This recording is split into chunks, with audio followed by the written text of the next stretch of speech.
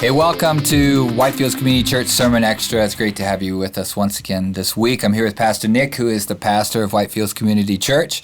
And if you have been following us, we're continuing our Saving Grace series, which we're going through the book of Romans, chapter by chapter and verse by verse, and just looking at the great themes of grace that Paul is laying out for us. But we've got to chapters 9, 10, and 11, and we have entitled this Understanding Israel. So it's a kind of a series within a series. And if you're with us last week, we looked at the issue of replacement theology. And this week, we're going to look at another theology that many have tried to derive from this particular passage, and that is called dual covenant theology. And Pastor Nick is going to explain to us what that means. Yeah, so dual covenant theology basically says that the Jews are saved under one covenant, the Old Testament covenant, and Gentiles are saved under the new covenant, which is through Jesus. So, I mean, just to be really clear, what dual covenant theology says is that Jews can be saved apart from Jesus. Okay, and so why would people try and derive that particular idea from these verses? Well, they don't derive from these verses, particularly these verses in chapter 9 and 10, what we looked at this past Sunday, really refute this idea. Mm-hmm. Now, maybe they would get it from chapter 11, and they would derive it from a few verses that say, let's look at a few verses why people would say that. Chapter 9, verse 6 says, "It is not as though the word of God has failed." In other words, God is going to keep his promises to Israel. Then in chapter 11, verse 1, he says, "Has God rejected his people, Israel?" And he says, "By no means." And then later on in chapter 11, Paul asserts that a time will come when all Israel will be saved. And that's really the kind of the three key verses where this theology comes from. And then they'll read other verses in the New Testament in light of that supposition, and they'll interpret them accordingly. Mm-hmm.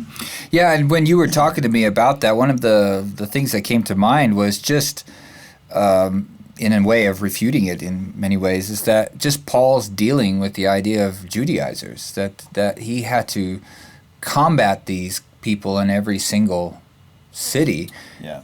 You know, it was pretty, like, if God had a different plan for Israel, then why did Paul have to fight against this idea of these Judaizers trying to convert people and saying, well, you have to add the law. You know, it's not enough to be grace. You have to.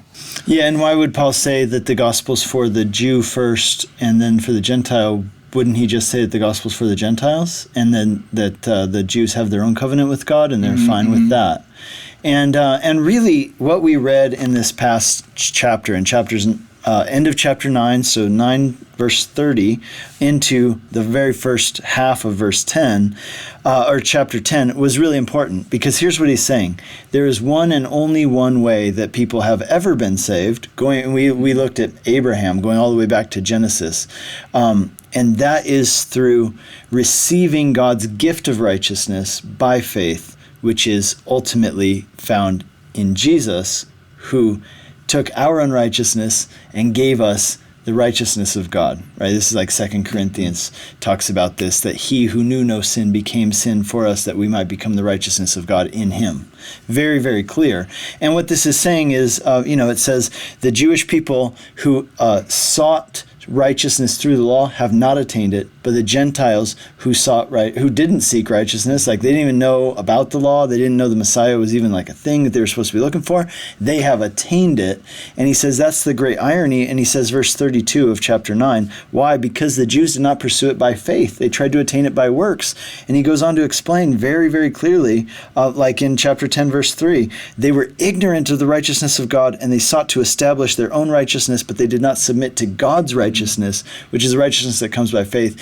Throughout Romans, Paul has been making it very clear. There is one and only one way to be saved, whether you're a Jew, whether you're a Gentile, whatever you are, and that is through Jesus.